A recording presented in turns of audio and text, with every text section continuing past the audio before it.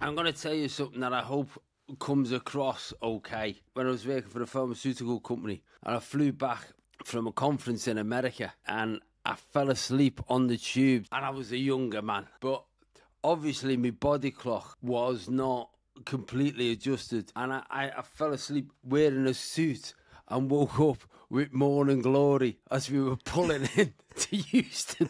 I was... I don't get what what. suit and a big massive heart. Yeah, but that's normal. No, everybody's trying to avoid eye contact when you go, what's wrong? And then I look down and I get a big massive stiffy coming out my back. I've literally never ever told anyone that. I remember doing it. It was one of the weirdest moments in my life, and I'm going, oh my god, oh my god, oh my god. And I'm like, I'm sort of saying to people on the tube, I'm sorry.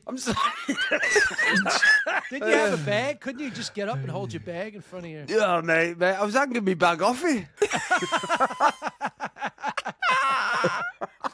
Oh, God.